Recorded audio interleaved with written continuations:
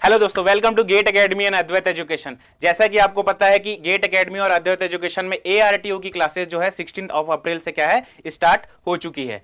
तो आज जो है आज के वीडियो में हम देखेंगे जो थर्मोडायनेमिक्स से जो प्रीवियस रिक्रूटमेंट हुआ था, तो वहां से जो क्वेश्चन आए थे उसको हम कैसे किस कॉन्सेप्ट से उस क्वेश्चन को क्लियर करेंगे। देखिए, जो प्रीवियस रिक्रूटमेंट था उसमें रेसिप्रोकेटिंग एयर कंप्रेसर से क्वेश्चन आया था, तो उसके कुछ कॉन्सेप्ट देखते हैं। देखिए, रेसिप्रोकेटिंग एयर कंप्रेसर,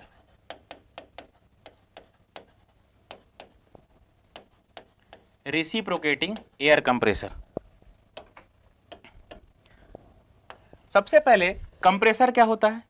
सबसे पहले कंप्रेसर के बारे में आपको जानने का जरूरत होता है कि कंप्रेसर क्या होता है। What is the meaning of compressor? Which compress the compressible fluid is called as compressor. Compressible fluid कहने का मतलब क्या होता है? जिसकी डेंसिटी क्या होती है, चेंज होते रहती है, उसी को हम क्या बोलते हैं, कंप्रेसिबल फ्लूइड। देखिए, जो कंप्रेसर होता है, देखो अगर मैं बात करूं रेसिप्रोकेटिंग एयर कंप्रेसर की, तो अगर आपके इसको बेसिक्स को जानते हैं, तो अगर मैं इसका पीवी डायग्राम प्लॉट करूं कि ये इसका किस साइकिल पे वर्क करता है, तो देखते हैं इसका अगर मैं पीवी डायग्राम ड्रॉ करूं। देखिए, प्रेशर वॉल्यूम डायग्राम। देखिए, अगर कंप्रेसर की साइकिल को अगर मुझे डिफाइन करना है, तो कंप्रेसर क्या करता है, पहले सक्शन करता है 0 to 1। कंप्रेसर क्या करेगा, 0 to 1 पे क्या करेगा, सक्शन करेगा। 0 to 1 पे क्या करता है, ये सक्शन करेगा। ये एक प्रोसेस है 0 to 1 सक्शन। पहले क्या किया, कंप्रेसर शक किया, उसके बाद क्या करता है, वो सक्शन जो एयर होता है उसको क्या करता है, वो कंप्रेस करता है। तो कंप्रेस करने से पहले ये जो कंप्रेसर जो है, एयर कंप्रेसर, वो कंप्रेस जो है 3 थर्मोडायनेमिक्स प्रोसेस से करता है। पहला आइसोथर्मल, दूसरा एडियाबेटिक, तीसरा क्या होता है, पॉलीट्रॉपिक। इसको हम देखते हैं वो किस सीक्वेंस में क्या करता है, कंप्रेस करता है। ठीक है, किस सीक्वेंस में क्या करता है, कंप्रेस करता है। देखिए, ये क्या है, अगर मैं बात करूं 0 to 1, तो पहला जो प्रोसेस होता है ये सीक्वेंस में रहेगा। 0 to 1 प्रोसेस जो रहेगा आपका क्या है, ये 0 to 1 प्रोसेस रहेगा। ये 0 to 2, 0 to 2 अगर मैं इसको नॉमेनक्लेचर देता हूं, तो ये क्या है, एडियाबेटिक। ये होगा आपका क्या, एडियाबेटिक। एडियाबेटिक मतलब पहला जो कंप्रेस किया वो एडियाबेटिक प्रोसेस से किया। अगर मैं दूसरे प्रोसेस की बात करूं, तो ये होता है क्या, पॉलीट्रॉपिक। पॉलीट्रॉपिक, इसको मैं बोलता हूं बच्चों क्या, पॉलीट्रॉपिक।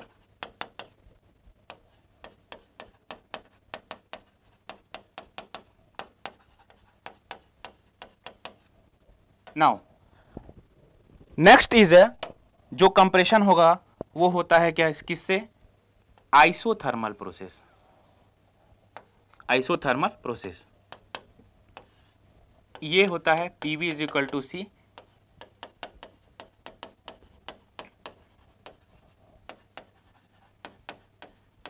Isothermal process. अगर आपको 0 to 1 और 1 to 2, ये देखो 3 तरह से इसमें कंप्रेशन होंगे। ठीक है, कौन सा बेनिफिशियल है इसको हम आगे देखेंगे। उसके बाद क्या होता है, 2 to 3 ये क्या करता है, डिस्चार्ज करेगा। 2 to 3 क्या करता है, ये डिस्चार्ज करेगा जिस एयर को शक किया था। ठीक है, अगर आपको थर्मोडायनेमिक्स का बेसिक पता है तो ये भी चीजें जानते होंगे कि PV area below the PV curve is called as क्या होता है, work done. Area below the PV curve क्या होता है, वर्क डन। अब देखिए, अगर मैं प्रोसेस, देखिए अगर मैं प्रोसेस पहला, अगर मैं प्रोसेस 0, 1, 2 एंड 3, ये क्या प्रोसेस को रिप्रेजेंट कर रहा है, ये हमारा एडियाबेटिक कंप्रेशन को क्या करता है, रिप्रेजेंट करता है। ये हमारा क्या रिप्रेजेंट करता है, एडियाबेटिक कंप्रेशन को। Adiabatic compression.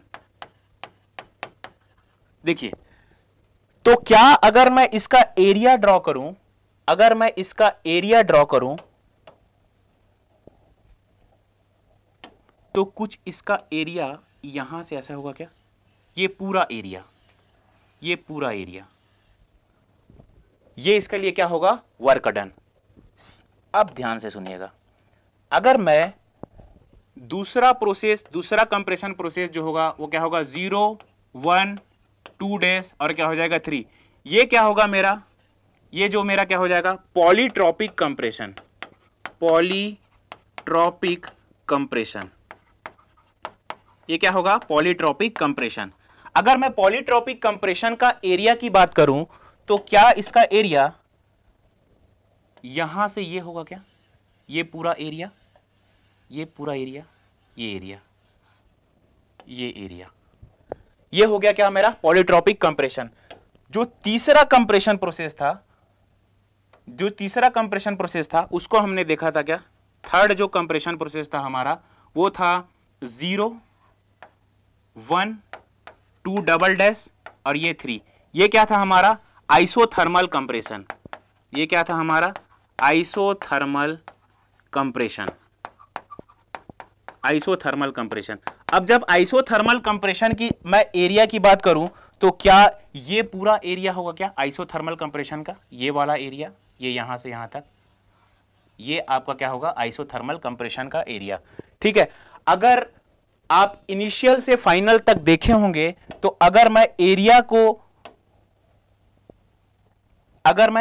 को असेंडिंग ऑर्डर में लिखूं तो क्या सबसे छोटा जो एरिया होगा वो आइसोथर्मल का होगा क्या, सॉरी, जो सबसे छोटा एरिया होगा वो किसके लिए होगा आइसोथर्मल के लिए।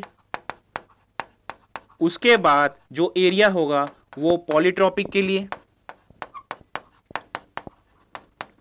और उसके बाद जो एरिया होगा किसके लिए होगा एडियाबेटिक के लिए। और मैंने आपको बताया था area below the PV curve क्या होता है वर्क डन होता है। तो क्या मैं इस एरिया को वर्क डन बोल सकता हूं क्या, इस एरिया को मैं बिल्कुल वर्क डन बोल सकता हूं। तो work done for isothermal process जो होगा फर्स्ट, उसके बाद जो होगा आपका पॉलीट्रॉपिक प्रोसेस के लिए वर्क डन, उसके बाद आपके पास होगा एडियाबेटिक प्रोसेस के लिए वर्क डन। इस डायग्राम से हमको क्लियर होता है कि सबसे जो मिनिमम कंप्रेसर वर्क लेगा वो आइसोथर्मल के लिए लेगा, उसके बाद पॉलीट्रॉपिक प्रोसेस के लिए, उसके बाद जो मैक्सिमम वर्क होगा वो किसके लिए लेगा एडियाबेटिक प्रोसेस के लिए। अगर ये कॉन्सेप्ट आपको ध्यान में है, उसके बाद अगर आप एग्जाम में देखेंगे तो इससे रिलेटेड जो क्वेश्चन आया हुआ है उसको हम सॉल्व करते हैं। देखिए ये जो ARTO की क्लासेस में जो ARTO लास्ट टाइम हुआ था उसका एक क्वेश्चन है। देखिए क्वेश्चन क्या बोला है, in a single stage reciprocating compressor work done on air will be minimum, यहां पर बोला है क्या minimum when the compression is.